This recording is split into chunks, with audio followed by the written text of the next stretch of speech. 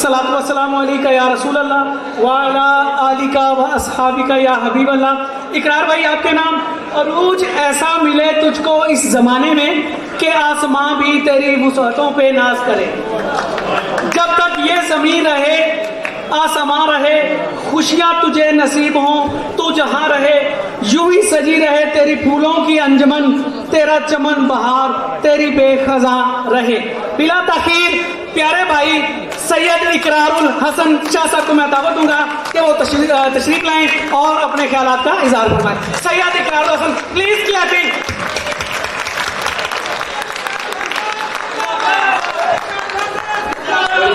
बड़ी नवाजिश। पाकिस्तान जिंदाबाद।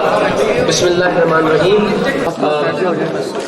हम चूंकि एक ही फर्टेलिटी के लोग हैं, इससे मुझे एक किस्सा याद आ गया। पीर साहब आपकी नजर, वो हम किसी भी इवेंट में जाते हैं ना जी, तो स्टेज पे या स्टेज के करीब अभी जिस तरह इंसाफ से भी भाईजान प्यारे भाई, तो हम अक्सर यही दरख्वास्त करते हैं कि यार जब शोर होता है स्टेज, किसी हॉल में जाके ये बात करता था ना जी, तो शोर कम होने की बजाय शोर ज्यादा हो जाता था। तो मैं बड़ा हैरान हुआ, 8-10 बार मेरे साथ ये हुआ कि मैंने जब भरा हुआ स्टेज और मैं कह रहा हूँ जी 1 मिनट खामोश हो जाए, खुदा के वास्ते सिर्फ 2 मिनट मुझे बात करने दें, तो शोर और ज्यादा हो रहा है। तो हैरानी कि मेरी कमी नहीं रहती थी कि मैं कहता हूँ, दरख्वास्त कर रहा हूँ, रिक्वेस्ट कर रहा हूँ कि चुप कर जाओ, खामोश हो जाओ, और शोर अल्टीमेटली ज्यादा होता जा रहा है। देन आई रियलाइज कोई 8वें-10वें इवेंट के बाद कि असल में होता ही है कि जब मैं ये कहता हूँ कि चुप कर जाए या खामोश हो जाए, तो हर आदमी खामोश होने की बजाय दूसरों को कहने लग पैदा, चुप कर जाओ, चुप कर जाओ, चुप कर जाओ। तो अल्टीमेटली वो सारे जब एक दूसरे से कह रहे होते हैं खामोश हो जाओ, खामोश हो जाओ, तो शोर ज्यादा हो जाता है। हल इसका ये है कि हम किसी भी दूसरे को ये कहने की बजाय कि आप खामोश हो जाए, हम खुद खामोश हो जाए, हम खुद चुप हो जाए।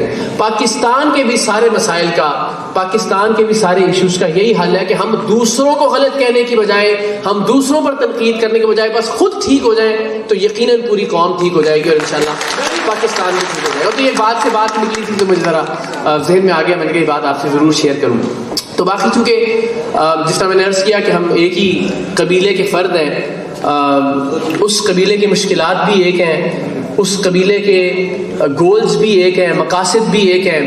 हम में काली भेड़ें भी मौजूद हैं, उनका इदराक भी हमें होना चाहिए और उनको हमें कंडेम भी करना चाहिए, उनकी मजम्मत भी करनी चाहिए, उनको एक्सपोज भी करना चाहिए। हम पे सबसे ज़्यादा बड़ा फ़र्ज़ ये है कि जो हमारे अपने लोग हैं, जो हमारी सहाफ़ती बरादरी के लोग हैं, हम उनकी करप्शन को बेनकाब करें। हम कतई तौर पे ऐसे लोगों के साथ खड़े ना हों सिर्फ सहाफ़ती इत्तेहाद के नाम पे या सहाफ़ती तंजीमों के नाम पे, कि जो लोग गलत कार्यों में मुलव्वस हैं, जो लोग ब्लैक मेलिंग में मुलव्वस हैं, जो लोग 2 नंबरी के धंधों में मुलव्वस हैं।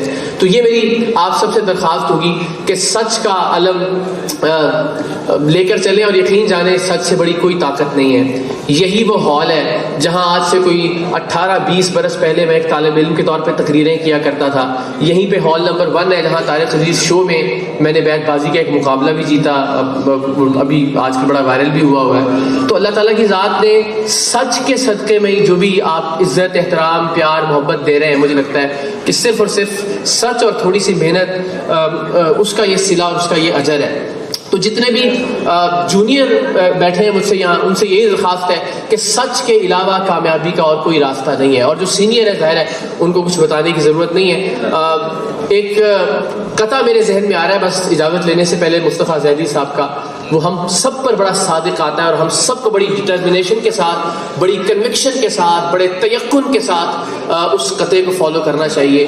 क्योंकि वो कुव्वतें जो माफियाज बन चुकी हैं, चाहे वो मुल्की सतह पर हैं, चाहे वो तहसील की सतह पर हैं, चाहे वो डिस्ट्रिक्ट की सतह पर हैं, चाहे वो आप छोटे गाँव देहात जहाँ जहाँ आप अपनी सहाफत कर रहे हैं, वहाँ हमें उन माफियाज का सामना करना पड़ता है, इंटरनेशनल लेवल पर भी, नेशनल लेवल पर भी और मुल्की लेवल पर भी।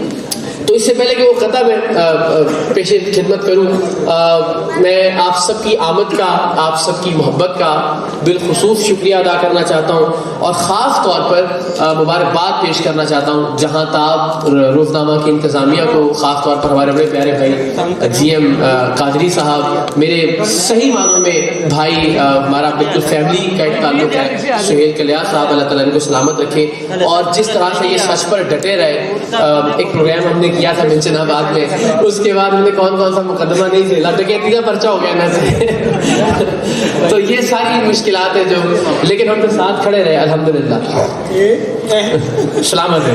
کیا کہنے, تو تالیاں ہو جائیں ان دونوں بھائیوں کے لیے. اللہ تعالیٰ ان کو استقامت دے, طاقت دے سچ پر اور حق پر ڈٹے رہنے کی. اور بس ان کی نظر اور آپ تمام صحافیوں کی نظر مصطفیٰ زیدی صاحب کا وہ قطار کہ تم نے, یہ وہ مافیا سے مخاطب ہو کے کہہ رہے کہ تم نے ہر عہد میں ہر نسل سے غداری کی, تم نے ہر عہد میں ہر نسل سے غداری کی, خوف کو رکھ لیا خدمت پہ کماداری کی, اینٹ سے اینٹ بجا دی گئی خودداری کی. آج تم مجھ سے میری جن سے گراں مانگتے ہو, حلف ذہن و وفاداری جا مانگتے ہو. ارے جاؤ یہ چیزیں کسی مدح سرا سے مانگو, طائفے والوں سے ڈھولک کی صدا پہ مانگو, اپنے دربانوں سے بدتر فقراء سے مانگو, اپنے دربار کے گونگے شعراء سے مانگو. مجھ سے پوچھو گے تو خنجر پہ ادو بولے گا, گردنیں کاٹ بھی دو گے تو لہو بولے گا. اور لہو بولتا رہنا چاہیے صحافت کی شکل میں. پاکستان